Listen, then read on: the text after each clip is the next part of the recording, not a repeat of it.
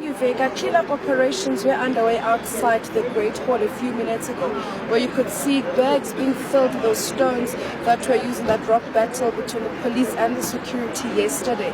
Well, there's also quite heavy police presence on campus with the police and trying to ensure that those scenes don't repeat themselves. I'll step out of the camera with ask the cameraman to pan to just show you some of the police. Some of them have gone back to their vehicles, but there's quite a huge contingent of them here at the Wits main campus, trying to ensure that those promises of more disruptions from private students don't take place. We do know that the Minister of Higher Education late on Monday also released a statement yesterday, Uveka, where he condemned these acts of violence that are taking place at campuses around the country, saying that student leaders know that his office, his doors are open for further discussion on the matter, and that poor students who need the cushion the most are protected from his latest announcement. And of course, in ending that statement, he called on law enforcement agencies to act immediately, but to act within the boundaries of the law. So that's what's happening at Wits this morning. Quiet, no students yet on campus,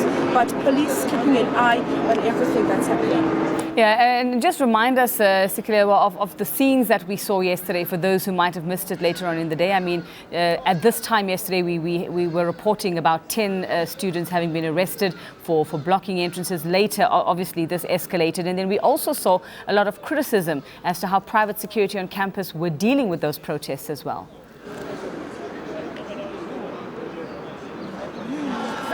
Predictable, Uveka, the way yesterday panned out. I remember speaking to Braden at 8, saying that the situation is under control. They'd arrested the students who tried to barricade the entrances into the campus.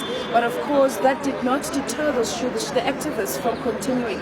At about 9 yesterday, they started going door to door in the different lecture halls in some of the residents, collecting other students, mobilizing, saying that we need to continue. And one of the student leaders was addressing the students, saying that we will make this university ungovernable until our demands are met. So from that mobilization, they started going to the satellite campuses from the Wits Medical School, the education campus, where they mobilized more students and made their way back here on campus.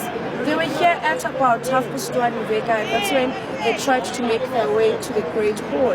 And of course, private security lined at the door, preventing them from entering those premises, that part of campus. There was a scuffle at the door at the entrance, where the private security managed to push the students back. And shortly afterwards, that's when that exchange of stones started. We were there, Uveka, and I will say it literally was raining rocks at that time. People trying to duck for cover, the students retreating, but at the same time going back. At the end of that 15 minutes, you could see the building, some of the doors destroyed. That yes, the building did take strain, and of course some students were arrested. I know the cameraman I was working with also got injured in his leg, hit by some of those rocks that are taking place. So it was quite hectic. Eventually the students did make their way into what they call the Solomon House concourse. They held their meeting there late into the night, where they were mapping a way forward on what to do next come the following morning, which is today.